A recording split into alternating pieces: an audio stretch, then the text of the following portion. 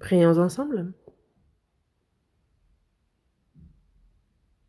Dieu, notre Père, toi qui nous aimes, toi qui es miséricordieux, le jugement, la maison que nous devions recevoir, c'est Jésus qui s'en est chargé à notre place. C'est à notre place qu'il versa son précieux sang et qu'ainsi nos péchés ont été éternellement lavés, que nous n'avons plus à recevoir ni le jugement ni la malédiction. Tu nous as donné la vie éternelle, l'espérance de pouvoir entrer dans ton royaume éternel. Et pour cette grande grâce, nous te remercions. À cette heure, Seigneur, nous qui avons reçu la rédemption par le précieux sang du Seigneur versé pour nous, sommes réunis devant toi ensemble pour louer ton grand amour, ta grâce pour apprendre ta parole. Et nous te remercions de la communion que nous permet d'avoir parmi ce troupeau saint. Seigneur, nous croyons en ce que tu es parmi nous et tes regards sur chacun d'entre nous accorde à chacun la grâce qui lui convient. C'est notre prière. Ce monde est de plus en plus tumultueux et rempli d'iniquité. Nous savons ce qu'un jour peut enfanter et nous vivons dans un monde inquiétant. Et nous qui vivons dans un tel monde, Seigneur, que par ta grâce, par ton aide, par la puissance de ton Saint-Esprit, nous pouvons vaincre ce monde, car sans cela, nous ne pourrions pas vivre un jour. Mais Seigneur, toi qui te charges de nos faiblesses, par ta parole et ta main puissante, soutiens-nous, qu'aucune iniquité ne puisse dominer sur nous, que nos pas, Seigneur, te suivent et soutiens-nous, que nos pas ne se détournent pas, que de notre vie nous puissions être agréables, que tu te réjouisses en nous et que toute notre vie, vraiment, soit sous ta guidance. Nous prions pour tes églises en Corée, dans le monde entier, pour tous les frères et sœurs qui, malgré les difficultés, gardent la foi. Que la puissance de son Saint-Esprit les protège, les garde, que ta grâce abonde en eux et que dans ce monde noir et triste, ils puissent avec assurance témoigner de ton évangile et que ton œuvre qui guide de nombreuses âmes à ta parole aide-les à ce qu'elle s'accomplisse grandement, avec puissance. À ceux qui sont malades, faibles spirituellement, accorde-leur la grâce qui leur convient. Nous prions pour cela et en ton temps, tu nous donnes la parole dont nous avons besoin, tu nous enseignes la voie à suivre. À cette heure encore, Seigneur, manifeste ta parole, manifeste ta volonté. Aide-nous à comprendre cela. Nous avons prié au nom de notre Seigneur Jésus-Christ. Amen. Évangile selon Matthieu, chapitre 5.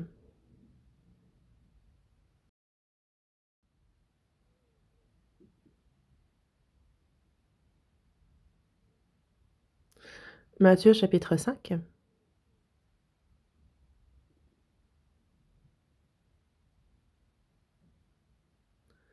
À partir du verset 1 jusqu'au verset 12.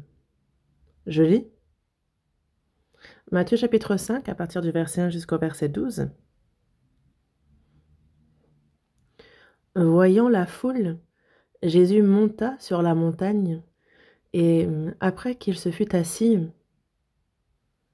ses disciples s'approchèrent de lui. Puis, ayant ouvert la bouche, il les enseigna et dit : Heureux les pauvres en esprit,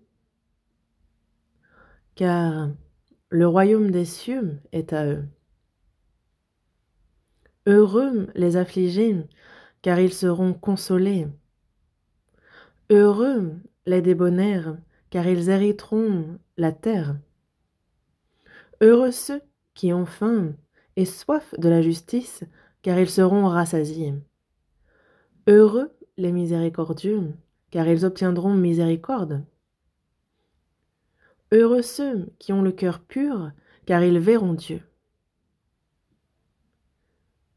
Heureux ceux qui procurent la paix, car ils seront appelés fils de Dieu.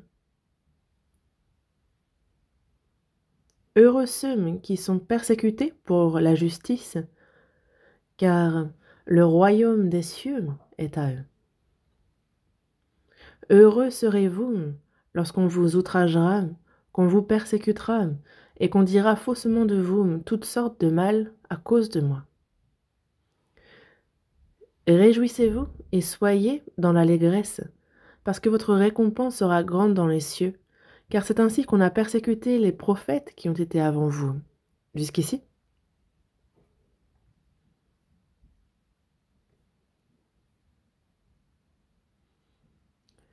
Cet hiver, on voit les arbres qui semblaient morts germer désormais au printemps. On les voit fleurir et c'est superbe. On a un très beau printemps. Et dans notre cœur aussi, c'est par la grâce, par la parole de Dieu que nous sommes renouvelés. On en est à cette période aussi pour notre cœur. Et à partir de maintenant et durant plusieurs semaines, j'ai l'intention qu'on apprenne sur ce passage de Matthieu chapitre 5. De chapitre 5 au chapitre 7, on a ce qu'on appelle le sermon sur la montagne. Jésus, donc sur la montagne, s'adresse à un grand nombre de personnes et aussi les paroles qu'il leur enseigne. On appelle aussi ça les béatitudes, parce que ces versets sont très importants. On les appelle aussi les béatitudes parce que ce sont de vrais trésors, de vraies bénédictions, que ces paroles qu'il a dites sur la montagne. Et nous, il est nécessaire que connaissions en détail ces passages. Et j'ai intitulé ce sermon « Heureux ceux ». Donc ça nous parle du bonheur des chrétiens. Quelles sont ces bénédictions que Dieu donne aux siens? Et il nous en parle bien ici. Dans Exode, chapitre 19, du verset 16 au verset 19, Dieu a guidé le peuple d'Israël hors d'Égypte. Et après, donc dans le désert de Sinaï, on a Dieu qui donne la loi à son peuple. Et lorsqu'il donne sa loi, Dieu se manifeste sur le mont Sinaï. Et sur le mont Sinaï, il y a eu des tonnerres, des éclairs, une nuée épaisse sur la montagne, et aussi le son de la trompette qui a retenti fortement. Et la montagne de Sinaï était tout en fumée. Donc cette fumée s'élevait comme la fumée d'une fournaise. Donc toute la montagne tremblait aussi avec violence.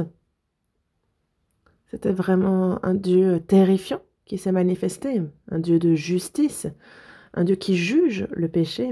C'est sous cette forme qu'il s'est manifesté. C'est pour cela que le peuple était terrifié, tremblant. Et il n'y avait personne qui pouvait s'approcher de la montagne à part Moïse et Aaron, comme Dieu l'avait ordonné. Sinon, ils mourraient. Mais pourquoi avoir dit une telle chose? Le peuple d'Israël était esclave en Égypte et Dieu les a libérés de cette servitude. Mais dans le désert, encore maintenant, ils étaient contre Dieu. Ils n'obéissaient pas à sa parole. Et c'est pour cela que Dieu se manifestait comme un Dieu terrifiant. Mais désormais, dans les versets que nous avons lus, ce Dieu-là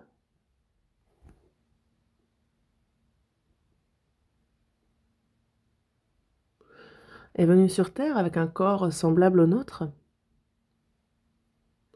Et que ce soit la pauvreté ou la souffrance, toutes les épreuves que l'homme peut souffrir, il les a souffert. Et il est venu pour sauver les pécheurs, et c'est pour cela que Jésus, durant une trentaine d'années, a mis fin à sa vie privée et a commencé son ministère, sa vie publique. Et une grande foule suivait Jésus. Jésus monte sur cette montagne, s'y assoit. il y avait cette foule qui était justement cette grande foule rassemblée auprès de Jésus. Et certainement que Jésus devait s'être assis sur une pierre et qu'il voyait cette foule et qu'il enseignait à cette foule. Donc dans Matthieu chapitre 5, 6, 7, il y a ce long sermon à travers lequel il enseigne. Mais sur la montagne Sinaï, Dieu se manifeste, mais c'est sous un aspect complètement différent. Ici, avec Jésus, il se manifeste en homme, alors que il s'assoit donc sur la montagne et il s'adresse à la foule. Et on le voit humain, avec une voix douce. Et on peut savoir que c'est ainsi que Dieu s'adresse à ce peuple. Et donc ce n'est pas en tant que Dieu qui euh, juge les pécheurs, mais en Dieu qui a de la peine, de la miséricorde pour son peuple comme un père. Et ici on le voit doux vis-à-vis des pécheurs. C'est ainsi qu'il se manifeste dans ce passage. On voit que Jésus, à la vue de la foule, fut ému de compassion pour elle. À l'époque, il y avait donc une grande foule. Dans Jean chapitre 6, on peut voir que des fois, ce sont des enfants, des femmes qui le suivent. On a en tous les cas une grande foule de personnes qui le suivaient. Et lui, il les enseigne. Il ouvre la bouche, il les enseigne et il dit.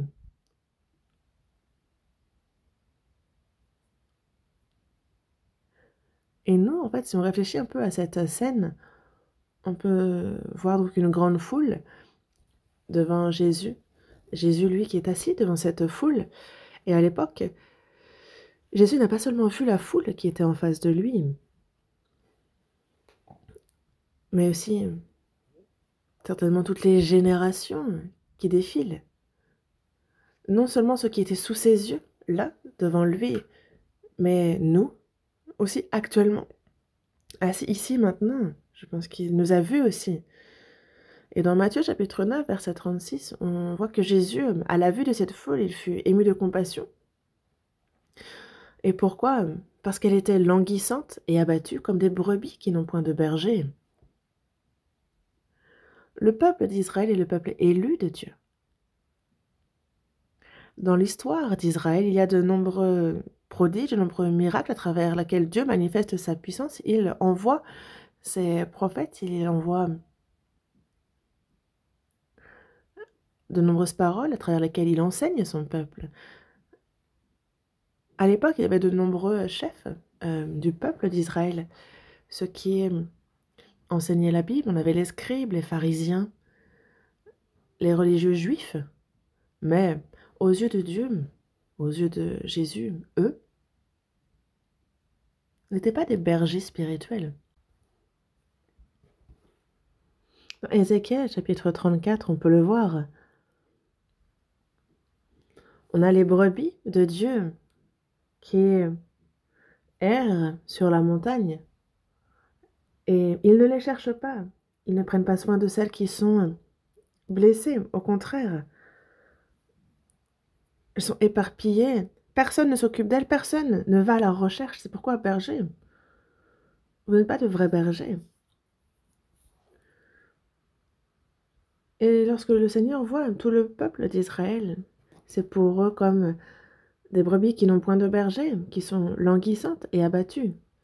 Jésus a bien dit, je suis le bon berger. Jésus sauve les brebis errantes, il les guide à la parole pour le salut, il est le bon berger. Et encore maintenant, l'évangile est prêché dans le monde entier. Et la Bible est traduite en plus de 3500 langues. Et il y a de nombreux bâtiments, beaucoup de saints, beaucoup de zèle, beaucoup de de choses, mais lorsque Jésus voit tout ça, lui, qu'est-ce qu'il voit? Il voit des brebis qui n'ont point de berger, des brebis languissantes et abattues. Est-ce que vous pensez qu'il s'arrête là? Non, car ces bergers spirituels les perdent.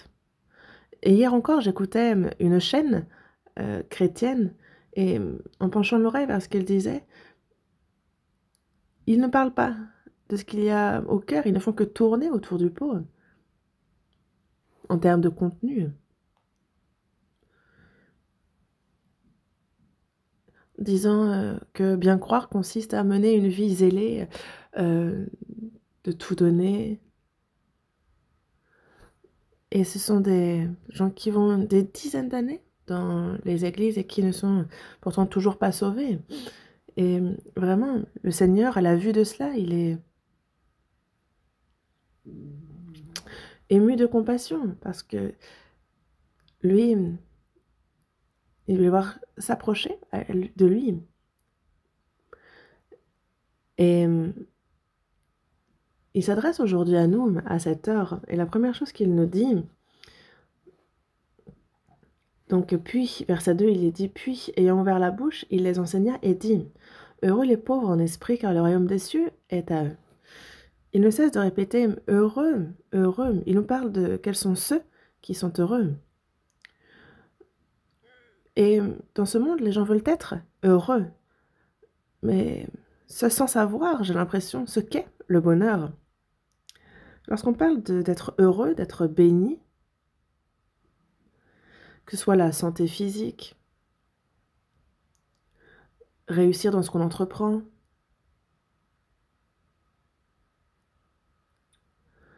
faire de nos enfants des gens remarquables dans ce monde, réussir.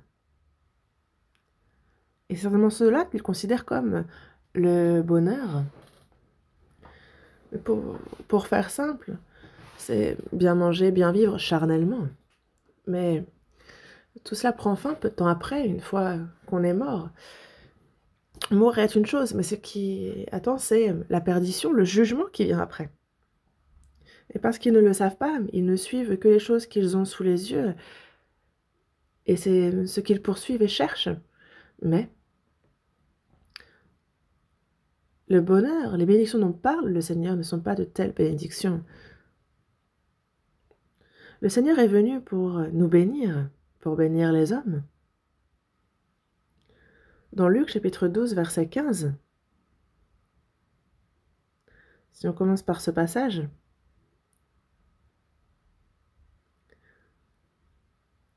commençons par chercher ce passage. Luc chapitre 12, verset 15. Luc chapitre 12,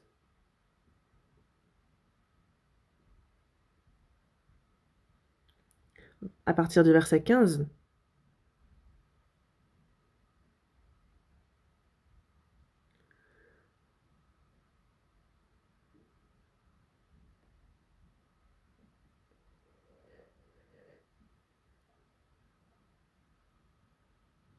Chapitre 12, à partir du verset 15.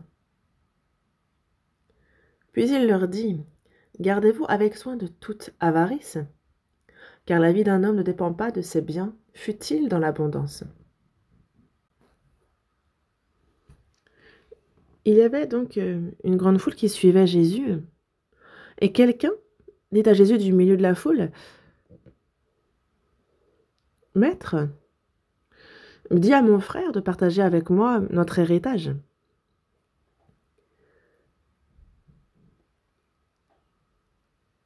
Mon frère est avare. Il veut la plus grande part de l'héritage de notre père. Ça existait dans le temps et ça existe toujours maintenant, ce genre d'histoire.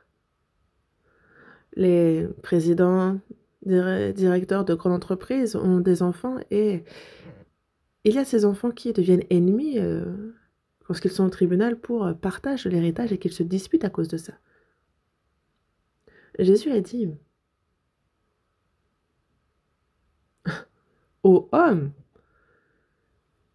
qui m'a établi pour être votre juge ou pour faire vos partages ?» Jésus n'est pas venu pour être juge des affaires d'héritage. On pourrait se dire, il pourrait très bien départager ces personnes et dire, bon, ben, puisque tu es l'aîné, tu prendras un peu plus, et les plus jeunes, soyez compréhensifs. En fait, il pourrait très bien répartir, il pourrait très bien aider dans justement ces disputes qu'il y a relatives au partage des biens, à l'héritage. Mais Jésus dit, le frère est peut-être avare, mais tu l'es bien plus que lui. Et non seulement il y avait eux, mais c'était avec tout le monde. Dès qu'il y a un problème, en fait, la personne cherche à s'approprier les choses. Et c'est pour cela qu'il dit, gardez-vous avec soin de toute avarice. Il y a l'avarice chez l'homme, et elle est sans fin. Vis-à-vis de l'argent, vis-à-vis du pouvoir, vis-à-vis de la reconnaissance, il y a donc cette avarice qui est à la recherche de tous les honneurs de ce monde. Mais Jésus a dit, gardez-vous avec soin de toute avarice, car la vie d'un homme ne dépend pas de ses biens, fut-il dans l'abondance. La valeur d'un homme, le véritable bonheur de quelqu'un ne dépend pas de ses biens, fut-il dans l'abondance. Donc le but n'est pas de devenir riche. Et par exemple, il dit aussi qu'il y avait une certaine personne qui, elle, justement, cultivait la terre et qui a beaucoup récolté. Elle a construit un grand grenier et elle a amassé énormément de biens. Et elle dit à son âme, mon âme, tu as beaucoup de biens en réserve pour plusieurs années. Repose-toi, mange, bois et réjouis-toi. Et s'il a dans ses greniers beaucoup, ça veut dire qu'il est riche. Il a suffisamment pour vivre plusieurs vies sur cette terre. Et dans ce monde, on a des gens avec des fortunes qui dépassent des milliards et qui pourraient vivre plusieurs fois avec tout ce qu'ils ont. Et voyez donc un peu leur avarice. Eux sont considérés comme ayant réussi dans ce monde et de nombreuses personnes les envient. Mais Jésus dit, insensé, cette nuit même ton âme te sera redemandée. Mais est-ce que tu auras préparé? Pour qui cela sera-t-il? Est-ce qu'il leur a dit bravo ou est-ce qu'il leur a dit insensé? Cette nuit même ton âme te sera redemandée. Donc est-ce que l'âme se réjouit de ces choses? Est-ce que c'est ce dont elle se nourrit? Non. On pourra profiter de tout dans ce monde. Il y a quand même l'âme qui, elle, est affamée. Il y a la vie éternelle. Il y a cette espérance d'entrer dans le royaume des cieux. Et tant que l'âme n'a pas reçu cela, elle est affamée. La vie de Dieu, cette bénédiction de pouvoir entrer dans son royaume éternel.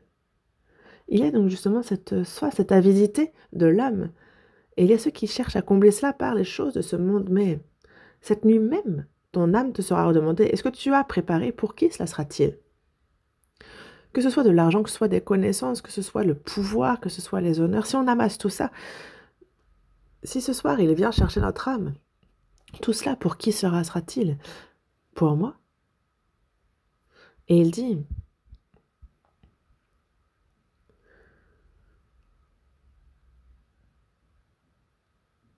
mais insensé, celui qui amasse pour lui et qui n'amasse pas pour Dieu. Dieu n'a pas fait l'homme dans ce monde pour qu'il accumule, qu'il amasse ces choses-là. Mais il y a la vie, l'amour de Dieu. Il y a l'héritage, le royaume des cieux, ce qui est vraiment ce que Dieu veut donner aux hommes. Cette gloire éternelle dont il souhaite faire profiter l'homme. Et Dieu a fait l'homme à son image pour lui donner ces choses, mais parce que l'homme ne le sait pas, c'est pour cela qu'il est insensé. Et lui amasse pour sa chair, mais il n'est pas riche pour Dieu, parce qu'il ne sait pas c'est quoi la véritable richesse. Et c'est pour cela que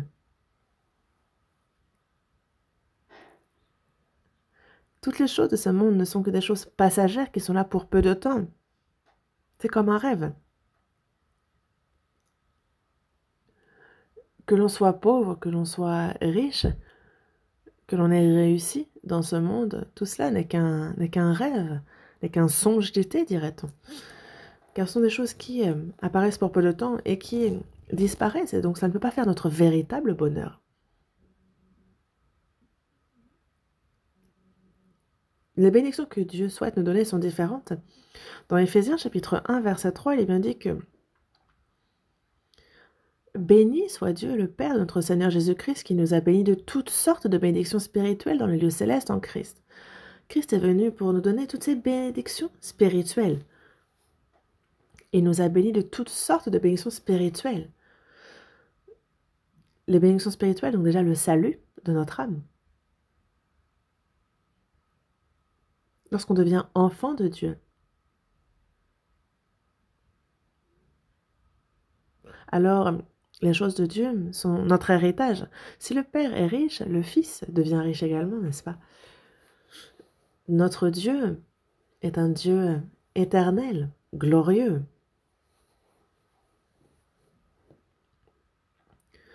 Que notre Père dans ce monde soit riche, célèbre, c'est momentané.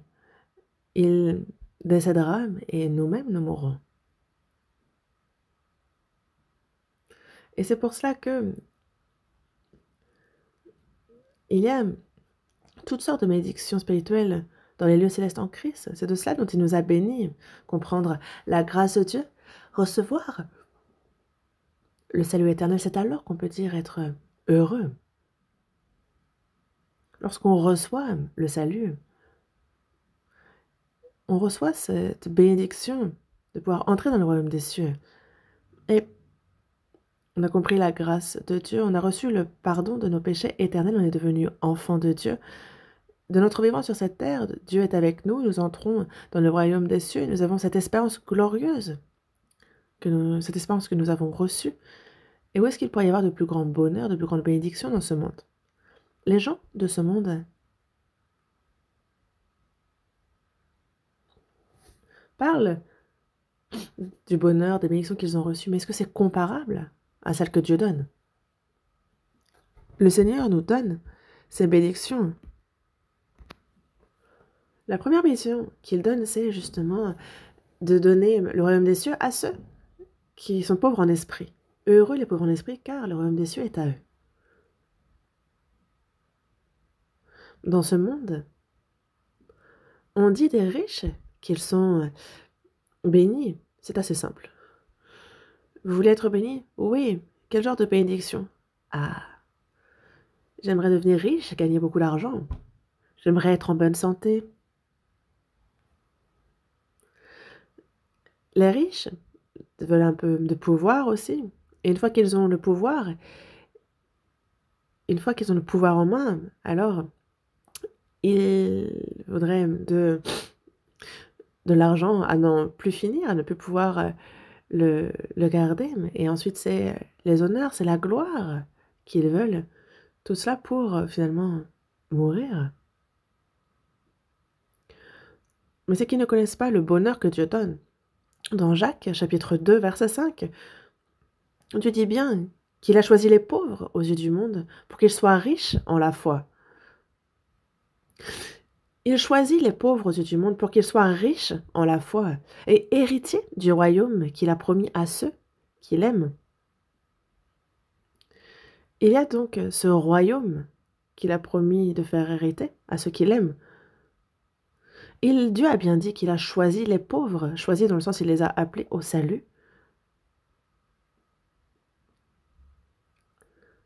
Parce que lorsqu'on reçoit le salut, nous sommes ceux qui l'aiment et il nous fait hériter du royaume qu'il a promis de donner. Et voici les bénédictions que Dieu donne. Et lorsqu'on dit d'être pauvre en esprit, qu'est-ce que cela signifie? Ça ne parle pas d'être pauvre dans la chair, on parle ici d'être pauvre en esprit. Et ça, dans Ecclésiaste chapitre 5, versets 14 et 15, il est dit que on est sorti du ventre de notre mère, on retourne également comme on est venu, les mains vides. Il est sorti du ventre de sa mère et il s'en retourne nu, ainsi qu'il était venu, et pour son travail, il n'emporte rien qu'il puisse prendre dans sa main. Nous sommes venus les mains vides, et nous ne pouvons rien prendre quand nous partons. Nous n'avons rien emporté dans le monde, et il est évident que nous n'en pouvons rien emporter. Si donc nous avons la nourriture et les vêtements, cela nous suffira. Être pauvre en esprit, c'est connaître la vanité des choses. On vient les mains vides, on repart les mains vides. Vous connaissez la chanson du pèlerin? C'est une chanson que j'apprécie particulièrement. La vie est un chemin de pèlerin. On vient les mains vides et on repart les mains vides. On vient les mains vides, on repart les mains vides. Comme les nuages défilent sur le chemin du pèlerin, ne nous attachons point, n'ayons pas de regrets.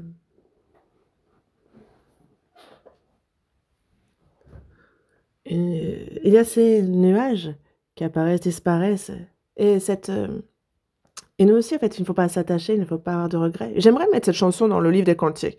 En fait, il nous faut comprendre la vanité de cette vie, de ce monde. On vient nu comme un verre.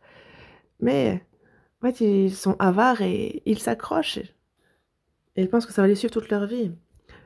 Certaines personnes, juste avant d'être enterrées, ils disent « Merci de mettre toute ma fortune, tout mon argent dans mon cercueil, pour que je vive bien aussi dans l'au-delà. » Et c'est pour ça que dans le cercueil, il remplit ce cercueil d'argent. Et il y a justement l'enterrement, et il y a un ami qui arrive et qui dit, et il dit, non mais, non, t'inquiète, ne te charge pas de tant d'argent, ça va être lourd, si tu vas de l'au-delà. Il dit, je vais te faire un chèque. Et donc cet ami a pris le liquide, et il a laissé le chèque.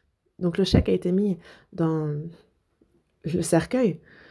Mais dans l'au-delà, est-ce qu'on va avoir besoin de chèque ou de liquide? Mais les gens, même alors qu'ils vont mourir, ils se préoccupent d'emporter tout. Il y a quelqu'un qui disait avoir laissé sa main hors du cercueil, comme s'il pouvait attraper quelque chose pour partir. On a David, le grand roi d'Israël, qui a établi ce royaume unifié. Et on a la croix de David, n'est-ce pas? Deux triangles. Donc, David Star, la croix de David. Il était le plus grand roi d'Israël, mais David a conquéri de grande puissance, il a établi le royaume d'Israël. Mais quelle a été sa prière? Dans le psaume 39, à partir du verset 4 jusqu'au verset 9, il dit bien « Éternel, dis-moi quel est le terme de ma vie, quelle est la mesure de mes jours, que je sache combien je suis fragile. Fais-moi connaître que le terme de ma vie est proche, fais-moi connaître combien je suis faible, fragile. » Et c'est alors qu'il était le plus puissant qu'il a demandé à connaître le terme de sa vie. Vous voyez Napoléon, il parlait comme s'il allait conquérir la terre, disant que le mot impossible n'était pas dans son dictionnaire, mais il a perdu à Waterloo, il a été exilé à Sainte-Hélène. Et que dit-il une fois là-bas? Il dit « J'ai échoué ». Il ne pouvait rien faire devant l'impossible. De nombreuses personnes lui ont juré fidélité, mais tous l'ont abandonné. Il a complètement échoué, et il a compris cela. Et on dit de lui qu'il a beaucoup lu. Et peut-être que le dernier qu'il a lu est la Bible, on dirait bien. A-t-il compris la vérité ou non? Je ne sais pas, mais il a dit une autre chose célèbre. Il a dit « Jésus de Nazareth a gagné ». Jésus, mort sur la croix, lui, a gagné. Il a vaincu. Vous voyez combien l'aime, combien ont été jusqu'à donner sa vie pour lui. Oui, c'est un fait. Il est vainqueur des vainqueurs. On a l'impression qu'il a échoué sur la croix, mais c'est là où il a brisé l'autorité de la mort, qu'il a vaincu le diable, le péché, sauvé l'âme des hommes, et il est devenu le roi des rois. Et comment a-t-il compris cela? Je ne sais pas trop, mais il a dit, Jésus de Nazareth a vaincu. Mais le roi David, ce grand roi, a dit, dis-moi quel est le terme de ma vie, quelle est la mesure de mes jours, que je sache combien je suis fragile. Il dit, ma vie est comme un rien devant toi. Mes jours sont comme la largeur de la main. Mettez une fourmi dans votre paume et vous verrez, peu de temps après, elle tombe de votre main. Je suis comme un rien devant toi. Oui, tout homme debout n'est qu'un souffle. Tout homme debout, donc il se tient fermement debout, quelqu'un qui a réussi, quelqu'un qui est riche, quelqu'un qui a le pouvoir. En tout cas, tout homme debout, même debout, il n'est qu'un souffle. Oui, l'homme se promène comme une ombre. Lorsqu'il y a le soleil, on a une ombre, mais le soir tombe et il n'y a plus d'ombre. L'homme se promène comme une ombre, il s'agite vainement, il amasse et il ne sait qui recueillera. C'est vain. Il s'agite vainement, il amasse, certes, il amasse, mais il ne sait qui recueillera. Seigneur, que puis-je espérer? En toi est mon espérance. Dans ce psaume 39, du verset 5 au verset 8, lisez en détail ce passage, lisez et voyez. David dit bien, que puis-je espérer? En toi est mon espérance. David, véritablement, avait foi en Dieu, mais il croyait en ses promesses. Dans Jacques, chapitre 4, verset 14, il est dit « Vous qui ne savez pas ce qui arrivera demain, car qu'est-ce que votre vie? Vous êtes une vapeur qui paraît pour un peu de temps et qui ensuite disparaît. Vous êtes une vapeur qui paraît pour un peu de temps et qui ensuite disparaît. » Le pouvoir, autorité, richesse, dans ce monde, c'est momentané, ça paraît et ça disparaît. Et certains ont tout. Et il y a une personne qui donc, est dans les hôtels, il a aussi des avions et une compagnie, il est dans le cinéma. Mais il a utilisé les Mormons parce que les Mormons cherchent plus ou moins à vivre en étant bons dans ce monde, mais il les a utilisés et c'est à Las Vegas qu'il a fait des affaires. Donc il était dans les paris.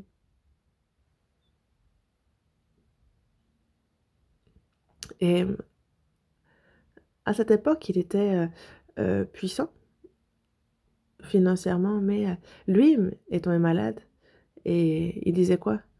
Nothing, nothing. Il disait, je n'ai rien. Je n'ai rien, en fait. Zéro pour moi. Et Steve Jobs aussi, il a dit. Il a développé l'iPhone, Apple. Il est mort en 2011, donc c'est un contemporain. Il est mort à 56 ans et il a vraiment réussi. Mais avant de mourir, il a dit « J'ai vécu comme un insensé ». Et cherchez sur Google et vous verrez, ça apparaît quand vous tapez Steve Jobs. Il a été atteint d'un cancer. Et en 2014, il a commencé, il a été opéré aussi, et il a fait un discours justement à l'université et il a bien dit qu'il aimerait que ce discours aide lorsque quelqu'un a à faire un choix important. Et quand on en vient à mourir, quand on est en face de la mort, désormais, on voit ce qu'on a à saisir, ce qui compte vraiment. Et c'est pour ça qu'il a bien dit, j'ai compris si l'homme a suffisamment d'argent pour vivre, manger, sans parler d'être riche, mais s'il a le minimum, après il faut chercher ce qui compte vraiment. Donc ce qui concerne l'âme, en tout cas.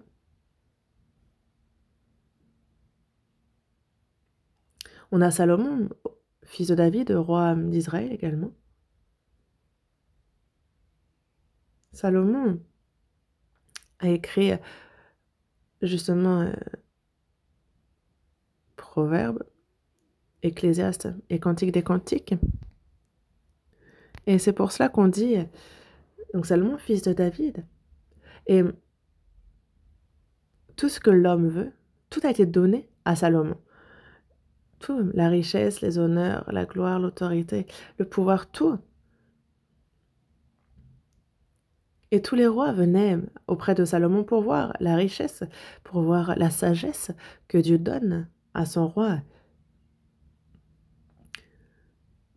Vraiment, le palais de Salomon était couvert d'or, d'argent. Il y avait tellement d'or que même les boucliers étaient en or et ils étaient exposés. Les grands, les petits boucliers faits en nombre gigantesque. Et il avait de nombreuses femmes, concubines. Et il a dit avoir tout essayé, tout ce que ses yeux voulaient. Et qui mène une telle vie?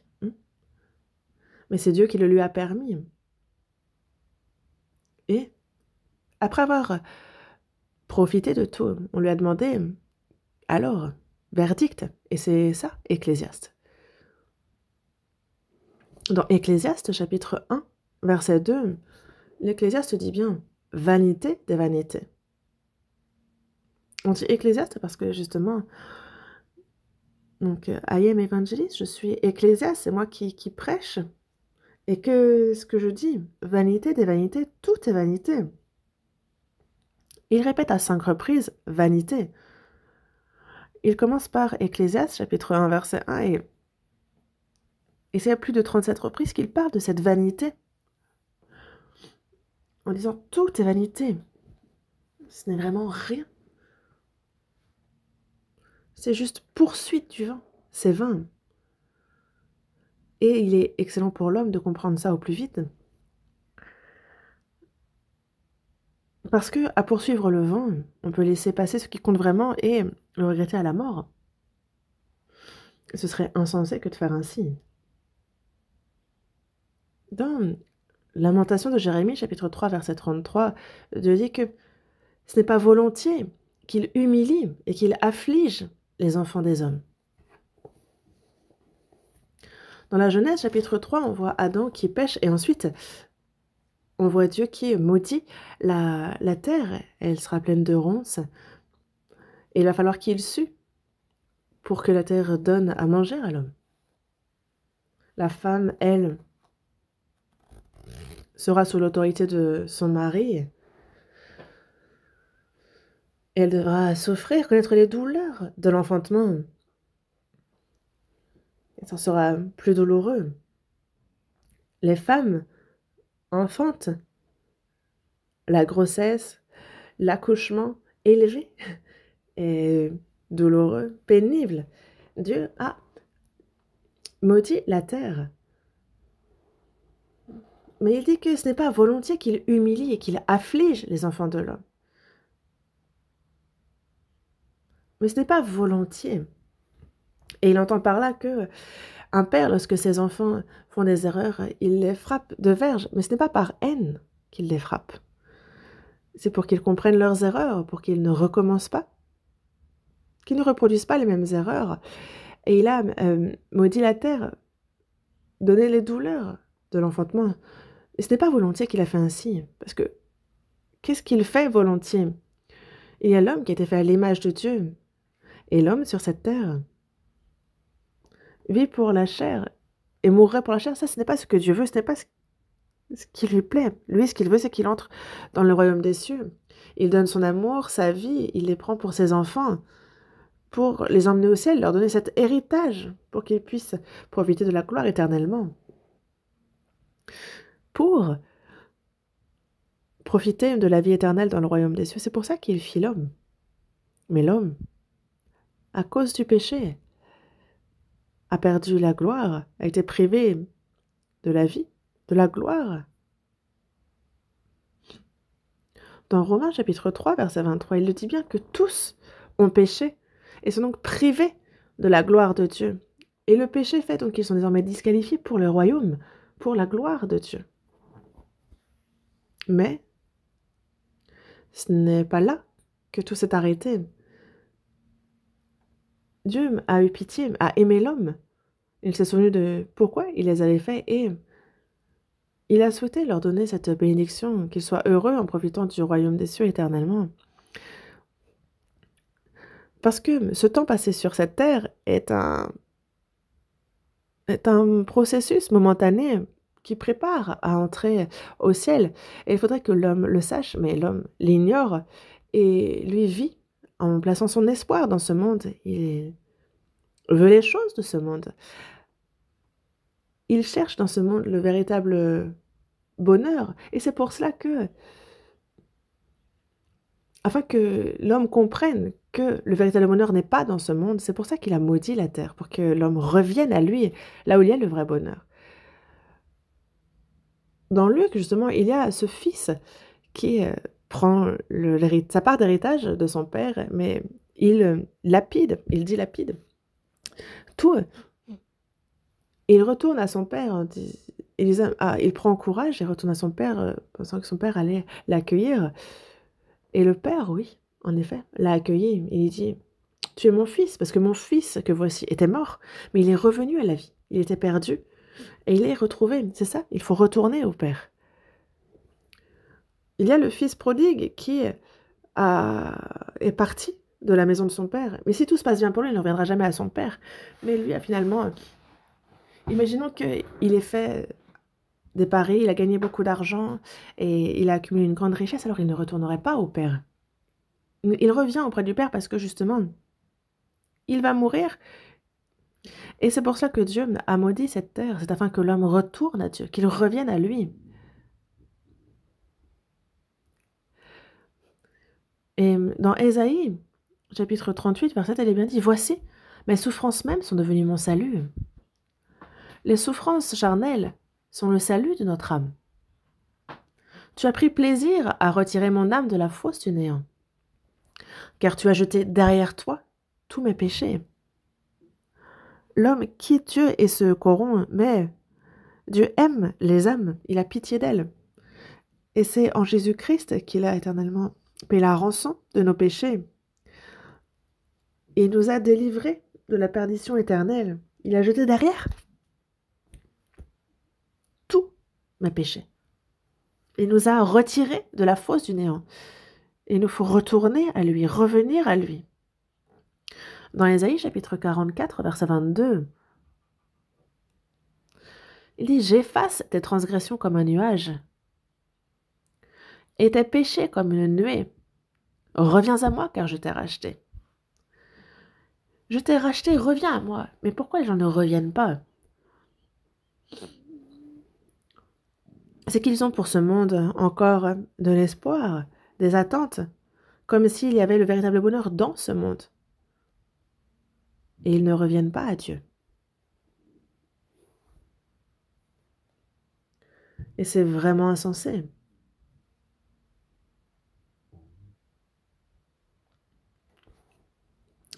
Du vivant des hommes sur cette terre, il y a justement cela qu'il faut comprendre. Mais en étant riche, on n'a pas de besoin, on ne ressent pas cela.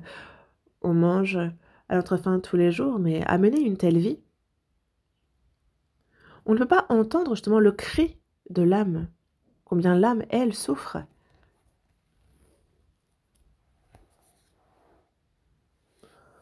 On chante, on mange, on boit, on danse.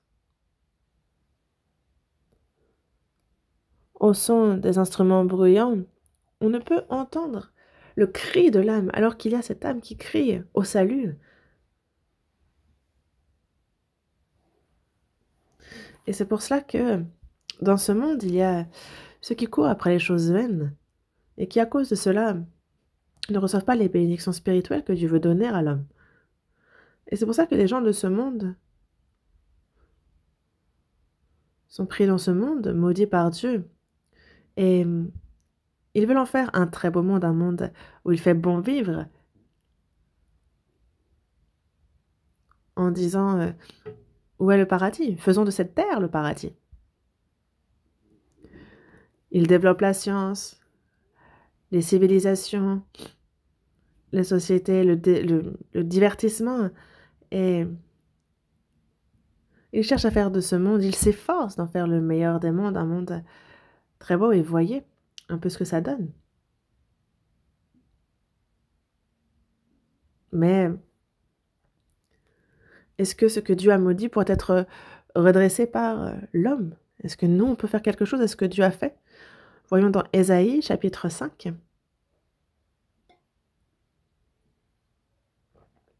Ésaïe, chapitre 5. Ésaïe, chapitre 5, à partir du verset 8. Ésaïe, chapitre 5, verset 8. À partir du verset 8, je lis. À partir du verset 8 jusqu'au verset 12. Malheur à ceux qui ajoutent maison à maison et qui joignent champ à champ jusqu'à ce qu'il n'y ait plus d'espace et qu'ils habitent seuls au milieu du pays. Voici ce que m'a révélé l'Éternel des armées. Certainement, ces maisons nombreuses seront dévastées. Ces grandes et belles maisons n'auront plus d'habitants. Même 10 arpents de vigne ne produiront qu'un batte. Et un homer de semences ne produira qu'un épha. Malheur à ceux qui, de bon matin, courent après les boissons enivrantes et qui, bien avant dans la nuit, sont échauffés par le vin. La harpe et le luth, le tambourin, la flûte et le vin animent leur festin. Mais ils ne prennent point garde à l'œuvre de l'Éternel, et ils ne voient point le travail de ses mains.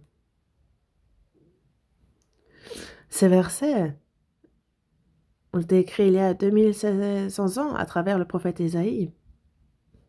Qu'en pensez-vous? Ils ajoutent maison à maison, champ à champ. Ils construisent maison, ils construisent encore des maisons toujours plus belles. Il faut manger, donc ils joignent champ à champ.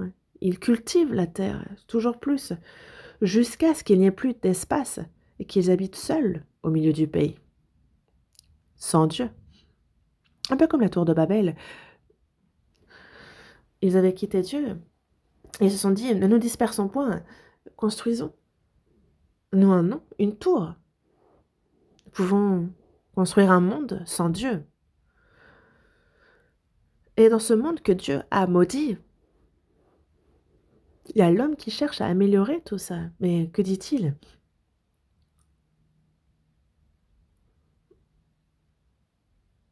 Voici ce que m'a révélé l'Éternel des armées. Certainement, ces maisons nombreuses seront dévastées. Voyez, chaque pays est en compétition pour construire le plus haut bâtiment. Ah, nous, on est à 110 étages. Ah, nous, on est à 117 étages. Et c'est splendide, c'est grand. Mais voici ce que m'a révélé l'Éternel des armées. Certainement, ces maisons nombreuses seront dévastées. Tout sera détruit. Quand on regarde dans Apocalypse, il y aura des grands séismes qui feront tout tomber. Avec la guerre nucléaire, tout sera dévasté. Ces maisons nombreuses seront dévastées. Ces grandes et belles maisons n'auront plus d'habitants. Voyez un peu comment tout s'élève. On a l'impression qu'on va vivre des centaines, des milliers d'années, alors qu'on ne vit même pas 100 ans. En Europe, ils construisent et ils planifient la construction sur des centaines d'années. Il y a quelqu'un qui construit, puis il meurt, et quelqu'un prend sa place et construit, et reprend la construction et meurt. C'est vraiment surprenant.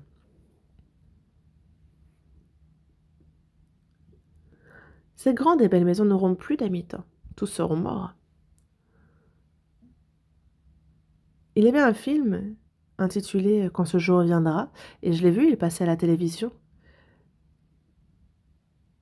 Et c'était sur justement les armes nucléaires et qui tuaient tout le monde. Mais, que ce soit l'océan Pacifique, et ne restait que ceux qui étaient justement dans le sous-marin. Et il ressort près de New York.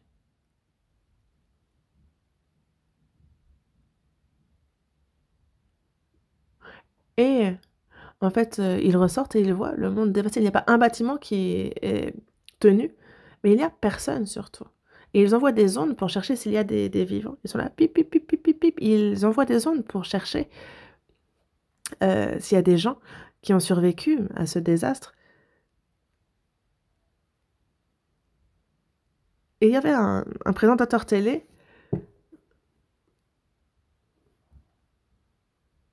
Et en fait, les survivants, ils entendent aussi un bruit. Ils arrivent et ils pensent qu'il y a quelqu'un, mais en fait, c'est juste le présentateur qui, en mourant, avait fait tomber du coca sur la machine et ça faisait pip, pip, pip, pip. Donc il n'y avait finalement aucun survivant.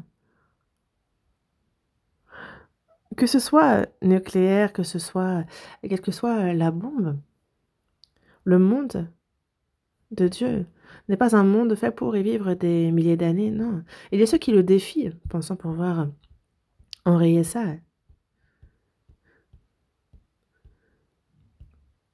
Mais malheur, justement, à ceux qui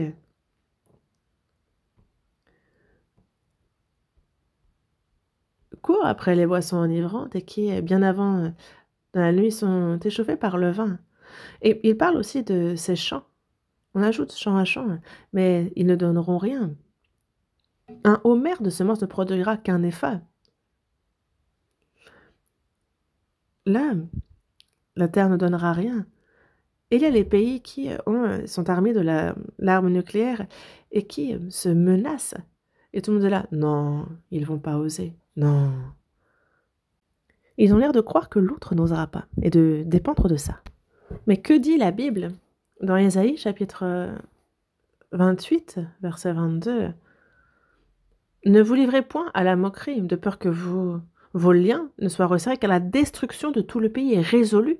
Je l'ai appris du Seigneur, de l'Éternel des armées. La destruction de tout le pays est résolue. Je l'ai appris du Seigneur.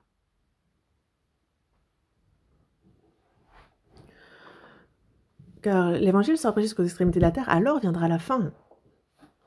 Nous, on a beau y réfléchir. On est à la fin des temps, il faut se préparer au déménagement. Ce monde ne tiendra pas à 100 ans, mais les gens s'imaginent qu'ils vont vivre des milliers d'années. Et ils accumulent, ils font tout pour bien vivre. Mais alors à ceux qui, de bon matin, courent après les boissons enivrantes et qui, bien avant, dans la nuit, sont échauffés par le vin. La harpe et le luth, le tambourin, la flûte et le vin animent leur festin. Mais ils ne prennent point garde à l'œuvre de l'Éternel, et ils ne voient point le travail de ses mains. C'est pour la chair qu'ils développent toutes sortes de choses. Que ce soit l'art, que ce soit la musique, la harpe, le tambourin, la flûte, le vin, animent leur festin. Ils mangent, ils boivent, ils crient, ils chantent. Mais ils ne prennent point garde à l'œuvre de l'Éternel. Ils sont désintéressés de ce qu'il fait. Ils ne réfléchissent pas même une seule fois à qui a créé toutes ces choses, même en voyant la création de Dieu, qui dirige l'histoire de l'humanité. Ils ne réfléchissent pas à ces choses-là. Est-ce que Dieu n'a pas donné des preuves pour qu'on croie en lui? Non, c'est juste qu'il n'y pense pas. Il a envoyé son Fils unique mourir comme rançon pour le pardon des péchés du monde entier, mais ils ne réfléchissent pas à ça, à leurs propres péchés. Ah. Il n'est pas plus méchant que l'homme. Mais voici ce qui arrive quand on est séduit par le diable. Et c'est pour cela que dans Luc chapitre 17, prenons le temps de voir ce passage, Luc chapitre 17,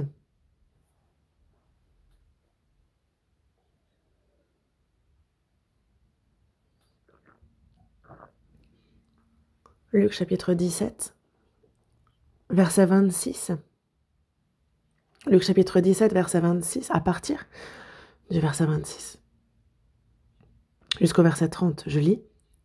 Ce qui arrivera du temps de Noé arrivera de même au jour du Fils de l'homme.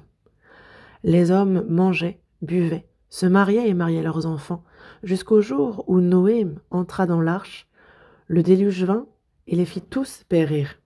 Ce qui arriva du temps de Lot arrivera pareillement. Les hommes mangeaient, buvaient, achetaient, vendaient, plantaient et bâtissaient.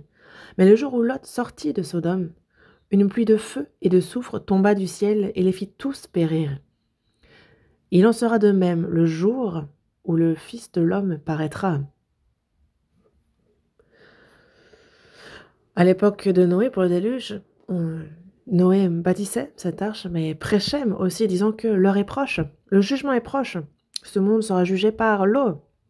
Entrez dans l'arche et que l'on soit sauvés ensemble. Et les gens étaient là, mais t'es complètement fou, tu parles de pluie. Parce qu'il n'avait jamais plu à l'époque. C'était la rosée qui arrosait le sol. Personne n'a écouté. Ils ont simplement cru que Noé était fou. Que faisait-il? Ils mangeaient, buvaient, se mariaient leurs enfants jusqu'au jour où Noé entra dans l'arche.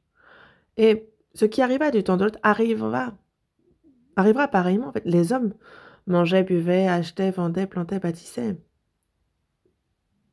Mais le jour où Lot sortit de Sodome, parce qu'il y a un ange qui est venu les avertir pour que lui et sa famille sortent de la ville, le jour où Lot sortit de Sodome, une pluie de feu et de soufre tomba du ciel et les fit tous périr. Les saints sauvés sont enlevés. Alors à ce moment-là, ce monde est jugé. Dans la seconde épître de Pierre, chapitre 3, versets 6 et 7, il est dit que par ces choses, le monde d'alors périt, submergé par l'eau, tandis que par la même parole, les cieux et la terre d'à présent sont gardés, réservés pour le feu, pour le jour du jugement et de la ruine des hommes impies. Il va désormais juger par le feu, comme il jugea par l'eau à l'époque. Vous voyez les pays armés de l'arme nucléaire. La Russie en détient le plus grand nombre.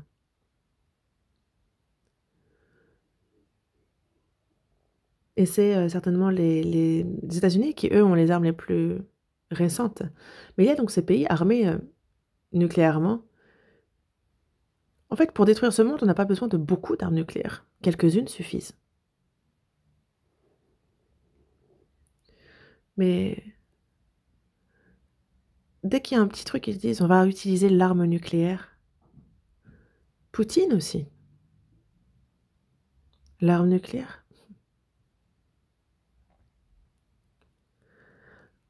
À partir du moment où ça commence, alors à un endroit, c'est tout le monde qui meurt. Les pays qui détiennent l'arme nucléaire, les pays forts, les puissances.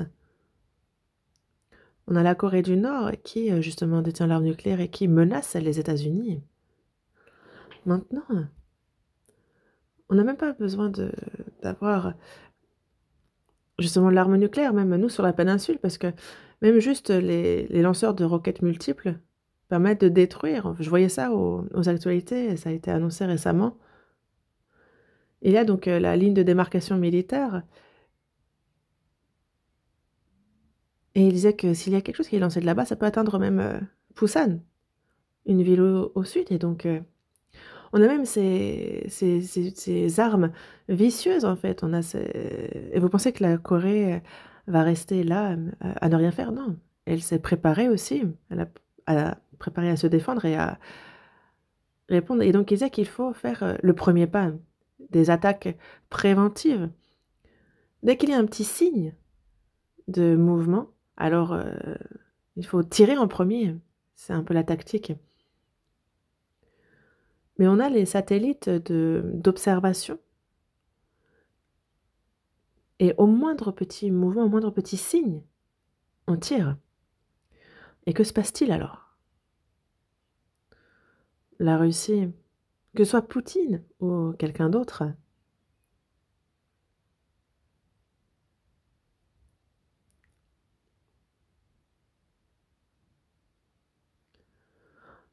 quel alcool est connu en Russie? La vodka? Que ce soit la personne qui dit allez, tout en buvant son verre de vodka. Appuie. Appuie. Et dans ces cas-là, ça part et tout le monde meurt.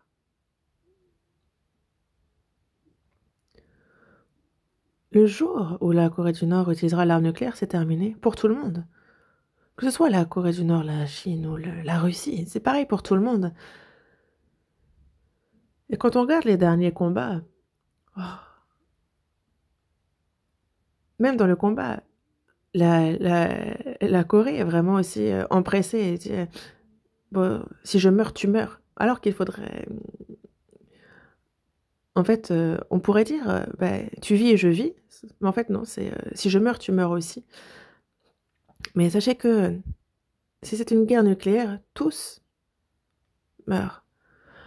Les scientifiques le disent. Avec l'arme nucléaire, en fait, on pourrait détruire 30 fois, 100 fois la Terre, et ça en moins de 30 secondes. Dieu me jugea Sodome et Gomorrhe par le feu et le soufre, et ça, c'est écrit dans la Bible pour nous montrer à l'avance ce que Dieu réserve à cette terre.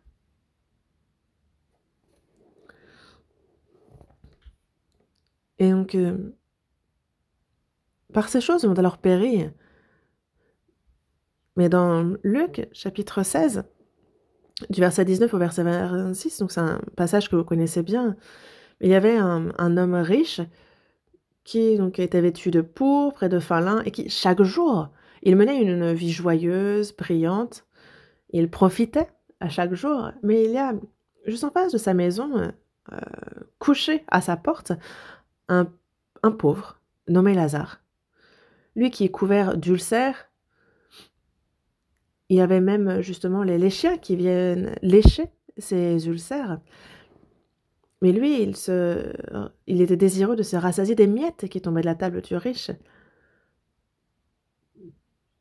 Mais un beau jour, le pauvre mourut. Il fut porté par les anges dans le sein d'Abraham. Le riche mourut aussi. Il fut enseveli. Alors qu'il était bien habillé, tout semblait aller bien pour lui, il fut enseveli, parce que lui aussi mourut.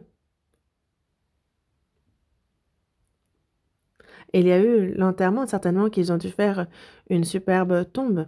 Ça, c'est une chose, mais les problèmes arrivent après. Le riche mourut aussi, et il fut enseveli, et dans le séjour des morts, il leva les yeux. Le pauvre, Lazare, mourut aussi, mais lui, il fut porté par les anges dans le sein d'Abraham.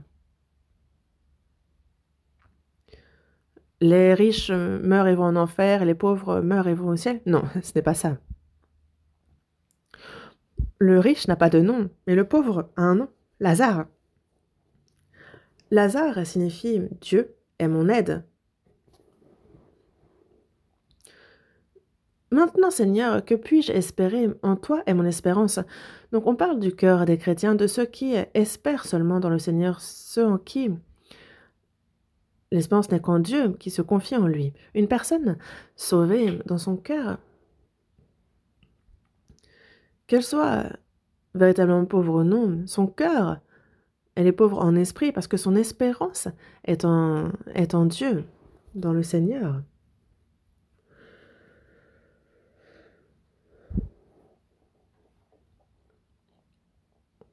Donc le riche est entré dans le séjour des morts, et Lazare dans les bras d'Abraham. Et il dit bien que c'est ainsi que pour les riches, il est difficile qu'ils soient sauvés.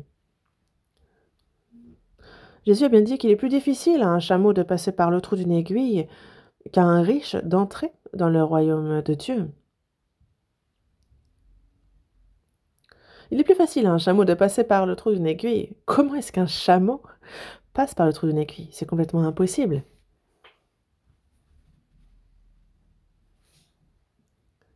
J'ai beaucoup évangélisé les personnes riches.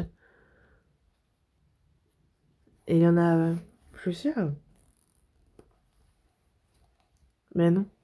Vraiment, c'en est étonnamment impossible.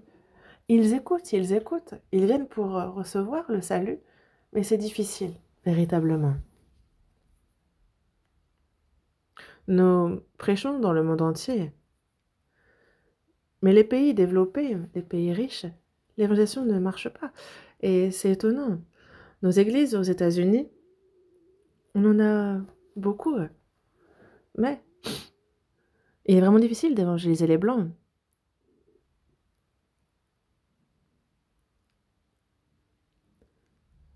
Et il y a ces Américains qui sont mariés à des sœurs coréennes et qui écoutent un peu par dépit. Mais les riches sauvés sont vraiment en petite quantité. On prêche aux, aux Américains, mais pour eux, ce sont des Asiatiques qui prêchent à des Blancs. Donc il y a ce mépris. C'est pareil pour l'Europe. Le Japon, c'est très difficile aussi. Il est vraiment difficile d'évangéliser dans les pays développés, dans les pays riches. Vous voyez, la Corée aussi maintenant, hein. C'est vraiment difficile. On a des riches ici. Je parle de milliards. Mais heureusement qu'on n'est pas riche. Heureusement. Vraiment. Moi, j'ai vraiment été très pauvre depuis mon enfance. Je pense qu'il n'y a pas plus pauvre que moi. Mais heureusement. Heureusement, mais quel soulagement. Parce que ça m'a sauvée. Quand j'étais en CM1, en fait, il y a la guerre, on a la maison qui a pris feu, on n'avait ni à manger, ni où rester. Et à partir de la CM2, et jusqu'à ce que j'entre en école de théologie, c'est moi qui ai gagné mes propres sous. Et plusieurs fois, je me suis dit que j'allais y rester. J'ai commencé à fréquenter une église à partir du collège, à apprendre que Dieu existe, à apprendre ce qui concerne le ciel, l'enfer, en me disant que moi, il faut que j'aille au ciel et pas en enfer. Et je me suis dit, il faut que je lise la Bible. Et j'ai commencé à l'apprendre. Et je pense que c'est ça aussi qui m'a fait être sauvée rapidement. Parce que si j'étais née dans une famille de riches, et donc je remercie vraiment, vraiment Dieu.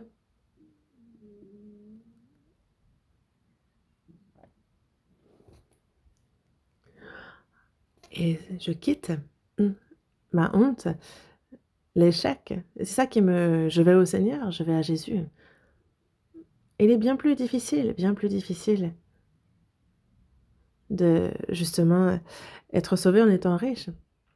Mais on peut être riche avec un cœur pauvre. On peut être pauvre en esprit. Donc, savoir que cette vie est vaine, que l'on vient les mains vides, que l'on repart les mains vides, que nous sommes nus. Et il y a ces riches qui, juste avant la mort, ont ce cœur.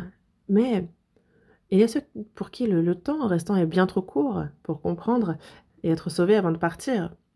Mais il y a de nombreuses personnes qui ont tellement d'avidité pour ce monde, qui sont pris par cette avarice et qui n'ont pas même le temps de réfléchir à l'au-delà, à leur âme, à Dieu.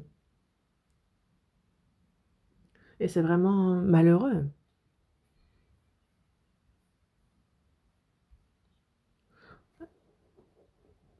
Dans Job, on voit donc Job, dans le verset 1, on voit bien que il était celui qui croyait le plus en Dieu. Job, ça remonte à plus de 3000 ans. Il servait Dieu. Et Dieu l'a béni, aussi bien matériellement que par ses enfants, par le bétail, par tout ce qu'il possédait. Et Dieu complimente Job devant le diable. Mais le diable lui dit, mais est-ce que tu penses vraiment que c'est parce qu'il est désintéressé qu'il te craint? Tu l'as protégé, lui, sa maison, tout ce qu'il a. Tu as béni l'œuvre de ses mains, les troupeaux. Étends ta main, touche à tout ce qui appartient et tu verras. Je suis sûre qu'il va te maudire. Ah, et c'est alors que on a ces 10 enfants qui mangent ensemble et tous, d'un coup, au même endroit, sont morts sur le coup. Toute sa fortune avait, à cause de plaies, tout, t'es perdu. Et pourtant, que dit Job? L'Éternel a donné, l'Éternel a ôté, que le nom de l'Éternel soit béni. Et c'est pour cela que l'Éternel dit à Satan, t'as remarqué que Job, malgré tout ce que tu lui as fait, il a gardé son intégrité, il est droit. Et Satan dit, mais frappe Job d'un ulcère, touche à son corps, et tu verras que alors il va te maudire.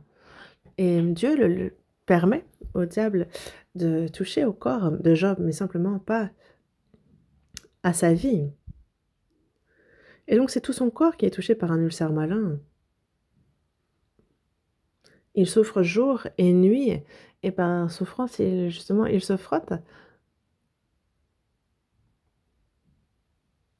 sur la cendre, et même il maudit sa mort, en disant: «J'aurais préféré mourir dans le ventre de ma mère». Pourquoi? Parce qu'il souffre tant. Mais il ne s'est pas plaint de Dieu pour autant.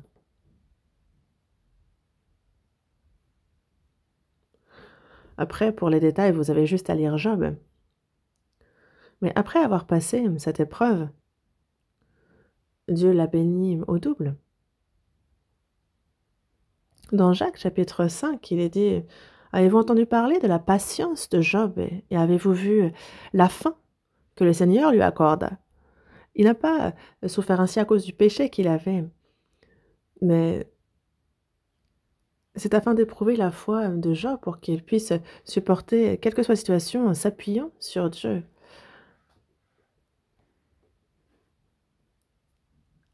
Et nous aussi, quelles que soient les souffrances, les épreuves que nous rencontrons sur cette terre, si on garde foi en Dieu.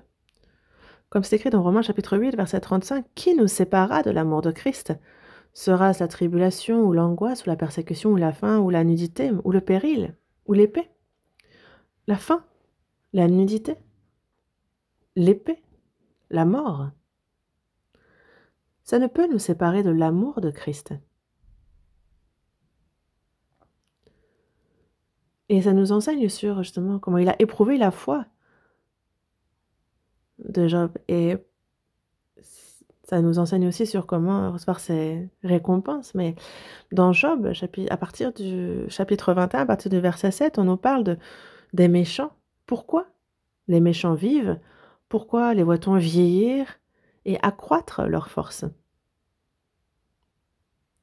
Ils laissent courir leurs enfants comme des brebis. Les enfants prennent leurs ébats. Leurs taureaux sont vigoureux et féconds. Leurs génisses conçoivent et n'avortent point. Tout marche pour eux. Dieu ne les maudit point.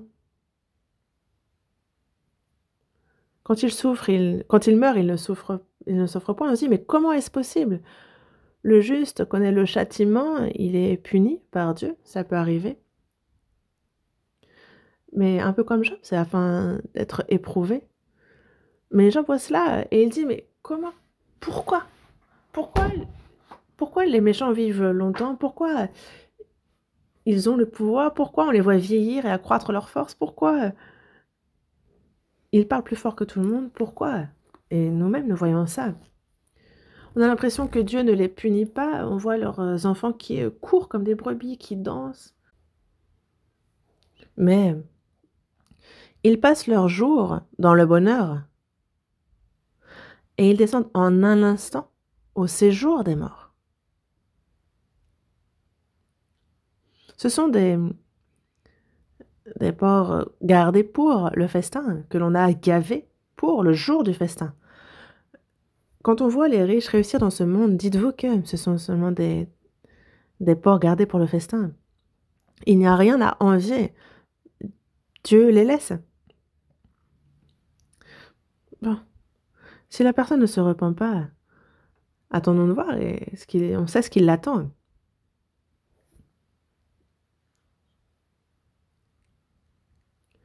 Mais justement, il n'y a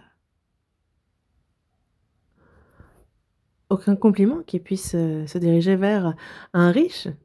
Dans le Proverbe, chapitre 23, versets 4 et 5, il est dit de ne pas se tourmenter pour s'enrichir, de ne pas appliquer notre intelligence.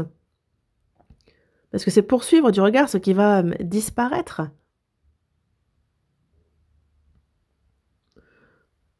Poursuivre donc ce qui va disparaître, ce qui est vain. Parce que la richesse se fait des ailes, et comme l'aigle, elle prend son vol vers les cieux. Ne te tourmente pas pour t'enrichir, ne t'efforce pas, ne t'applique pas ton intelligence pour t'enrichir. Parce que la richesse se fait des ailes et elle peut s'envoler à n'importe quel moment. Certaines personnes disent, bon, pour éviter qu'elle s'envole, il faut s'y attacher, donc il faut la lier. Et certains investissent dans l'immobilier, dans des bâtiments pour que cet argent ne s'envole pas. Ils achètent des bâtiments, ils mettent leur argent dans la Banque de Corée, dans des coffres-forts souterrains. Mais sachez que vous pouvez très bien lier votre argent sur terre, c'est vous qui allez vous envoler avant lui.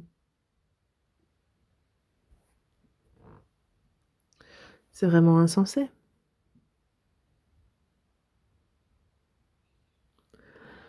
Dans Jacques, chapitre 5, verset 1, il est bien dit « À vous maintenant, et riches, pleurez et gémissez à cause des malheurs qui viendront sur vous. Riches, pauvres, pleurez et gémissez. » Les riches, les puissants, nous, quand on voit ça, en fait, ils sont malheureux. De nos jours, c'est donc l'élection des députés. On aura le résultat d'ici quelques jours, mais c'est surprenant. On les voit parler mal des uns des autres, ils cherchent à se descendre les uns les autres.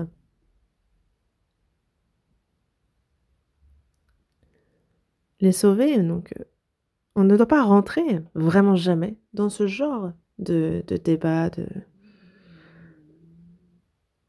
Ils descendent les uns les autres pour eux-mêmes essayer de piétiner la personne et de s'élever. Ça fait peur. Les riches aussi tombent malades et meurent. Donc tout cela ne mène à rien. Et c'est pour ça que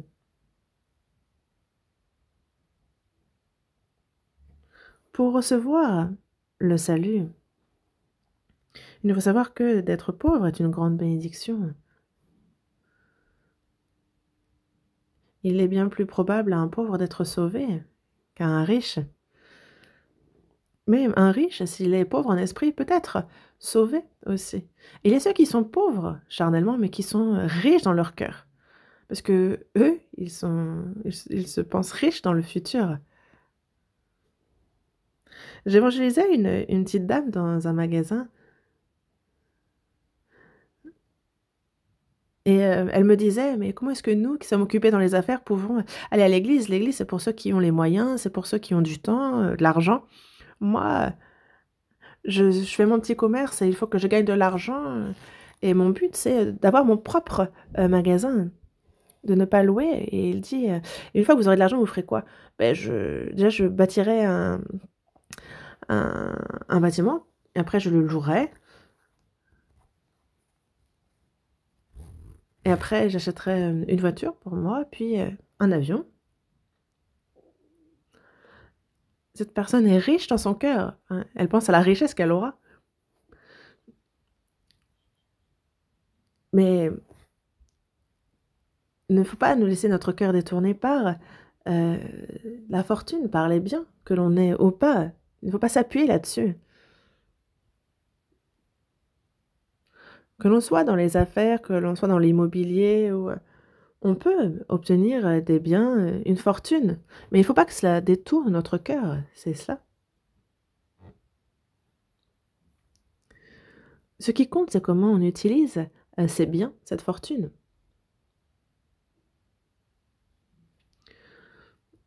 Dans la première épître de Jean, chapitre 2, du verset 16 au 17, vous connaissez ce passage aussi, mais il nous a dit de ne pas aimer le monde, ni les choses qui sont dans le monde. Parce que si quelqu'un aime le monde, l'amour du Père n'est point en lui. Tout ce qui est dans le monde, la convoitise de la chair, la convoitise des cieux, l'orgueil de la vie, Ça ne vient point du Père, mais ça vient du monde. Le monde passe et sa convoitise aussi, mais celui qui fait la volonté de Dieu demeure éternellement. Donc les choses de ce monde, le monde, donc la convoitise de la chair, la convoitise des cieux, l'orgueil de la vie, tout ce qui est bon à manger, agréable à la vue, qui rend intelligent, ne pas poursuivre ces choses-là parce que toutes les choses de ce monde passent. C'est comme le rêve d'une nuit, ça passe. Mais le monde passe et sa convoitise aussi, mais celui qui fait la volonté de Dieu demeure éternellement. Et c'est un verset qui est gravé sur la stèle d'un célèbre prédicateur américain, D.L. Moody. Et dans Jean chapitre 6, verset 40, il est bien dit que la volonté de mon Père, c'est que quiconque voit le Fils et croit en lui, la volonté et la vie éternelle. C'est là la volonté de Dieu, qu'on croit en lui, en son Fils. Mais il y a ceux dont le cœur est détourné par l'argent, les choses de ce monde. Et il est difficile pour eux de recevoir le salut de leur âme. Dans la seconde épître aux Corinthiens, chapitre 8, verset 9, on a lui qui pour nous s'est fait pauvre, de riche qu'il était, afin que par sa pauvreté vous fussiez enrichis. Jésus est riche, il est le Créateur. Il créa les cieux et la terre, celui qui dirige sa création, il est celui qui est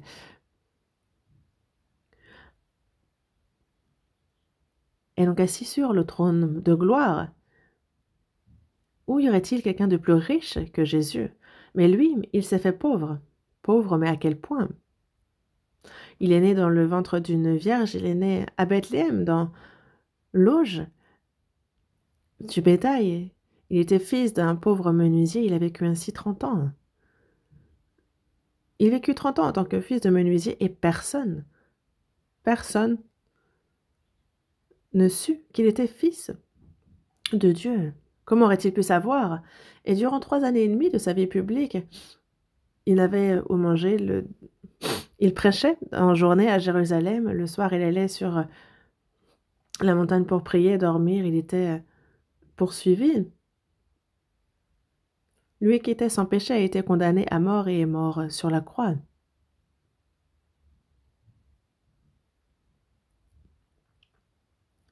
Et on dit, malheur, malheur à celui qui meurt sur le bois.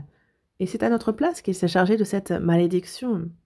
Lui qui est né dans une auge, qui a emprunté pendant 9 mois le ventre de la Vierge Marie. Jésus a tout emprunté. Il a aussi emprunté sa tombe. La seule chose qu'il avait, c'était sa croix. Vous voyez combien il était pauvre. Dans Ésaïe, chapitre 53, verset 2, il est dit que il s'est élevé devant lui comme une faible plante, comme un rejeton qui sort d'une terre desséchée. Il n'avait ni beauté, ni éclat pour attirer nos regards. Son aspect n'avait rien pour nous plaire. Il n'avait rien pour nous plaire. Il a été rejeté par les hommes, il a été piétiné, méprisé. Et nous-mêmes, nous ne nous souvenions pas de lui. Le peuple d'Israël l'a ainsi rejeté. Voyez combien il était pauvre. Et pourquoi? C'est afin que par sa pauvreté, vous fussiez enrichis. C'est ainsi que nous avons pu recevoir le pardon de nos péchés, nous avons pu être sauvés, nous pouvons devenir enfants de Dieu et entrer dans le royaume éternel de Dieu.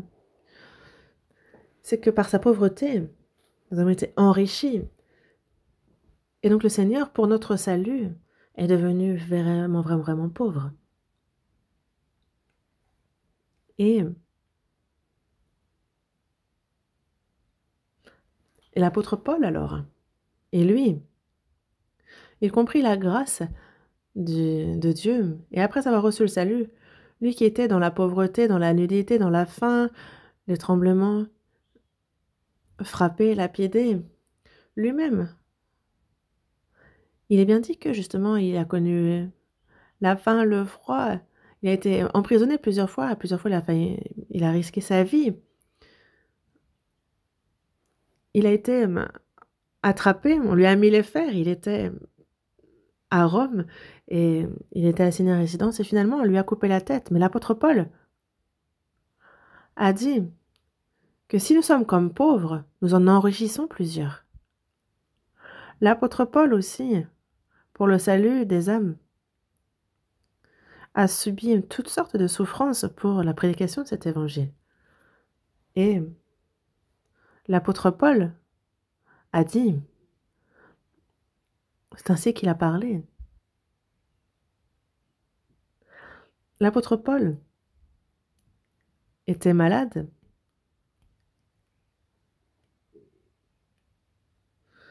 Et c'est pour ça que dans la seconde épître aux Corinthiens, chapitre 7, il dit que de peur de s'enorgueillir à cause des grandes révélations qu'il a reçues, il y avait une épine qui lui a été mise dans sa chair. Une épine, ça dérange, ça fait mal, mais on n'en meurt pas.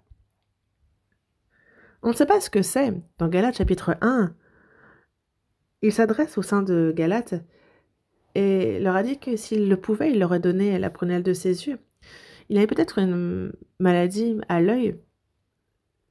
Il a écrit 14 des livres du Nouveau Testament, mais c'est quelqu'un qui a écrit à sa place. Et en général, à la fin, il disait « C'est de ma propre main que je vous écris mes salutations ». Peut-être que c'est sa vue qui n'était pas bonne, mais il disait justement que même si j'avais ceci ou cela d'inconvénients dans mon corps, il y avait cette épine, mais il a quand même été bien reçu chez les saints de Galate, et il disait avoir prié à 3 reprises pour que Dieu résolve ce problème-là, mais Dieu a dit non, cette épine restera en toi, car c'est quand tu es faible que tu es fort. Et c'est pour ça qu'il dit bien que je me réjouis justement de mes souffrances, je me réjouis de mes faiblesses, parce que c'est alors que je suis fort. Et l'apôtre Paul a bien dit aussi que, ah, oui, si on est trop enfant, en fait, on peut très bien se passer de Dieu, on peut très bien le délaisser. Et non seulement c'était pour lui, mais aussi même pour toutes les âmes. Voyez tous ceux qui ont prêché l'évangile, combien ils ont souffert, sans pouvoir forcément manger, se vêtir, en étant chassés par-ci, par-là, en étant aussi en péril, ils risquaient leur vie. Et c'est pour cela que l'évangile est arrivé jusqu'à nous et que nous avons pu recevoir le salut. Le Fils de Dieu est venu dans ce monde, il a été rejeté, il est mort pour ce monde. Et comment est-ce que nous, on pourrait avoir de la convoitise, de l'avarice pour ce monde qui a crucifié Jésus, ce monde qui a tué ses prédicateurs? Et désormais, nous, il faut aussi nous sacrifier. Nous sommes nous-mêmes pauvres. Et nous, comme pauvres, il faut que nous en enrichissions plusieurs. Nous étions pauvres. Mais voyez combien nous sommes devenus riches, nous sommes devenus enfants de Dieu, nous avons reçu la vie éternelle, nous avons l'espérance de pouvoir entrer dans le royaume des cieux. Et où est-ce qu'il y aurait un riche plus riche que nous désormais? Mais toutes les souffrances de notre chair sont là pour que l'on se sacrifie, que l'on soit pauvre pour en enrichir plusieurs. Et c'est pour ça qu'il est dit heureux, heureux les pauvres en esprit, car le royaume des cieux est à eux. Et c'est cette pauvreté en esprit qui nous a sauvés. Et il faut que nous nous sacrifions pour que nous qui sommes pauvres puissions en enrichir plusieurs. Je m'arrête ici pour aujourd'hui. Je vais prier. Dieu notre Père, toi qui es miséricordieux, nous étions éloignés de toi et agissions dans le péché. Dieu, c'est ta fureur, ta malédiction, ton jugement que nous devions recevoir, mais par ton grand amour qui a eu pitié de nous, tu nous as sauvés et merci pour cette grande grâce. Nous qui avons reçu la rédemption éternelle par le précieux sang versé pour nous, c'est pour toi et seulement pour toi, Seigneur, pour ton évangile, pour les âmes perdues et leur salut que nous souhaitons vivre et que nous soyons pauvres comme toi, que les désirs pour ce monde ne règnent pas dans notre cœur, mais que ce soit tenu par ta main puissante, que nous puissions être utilisés précieusement, que nos biens, notre temps, tout, l'on sacrifie tout pour être utilisé pour ton œuvre qui sauve les âmes. Guide-nous selon ta volonté et dirige-nous. Nous avons prié au nom de notre Seigneur Jésus. Amen.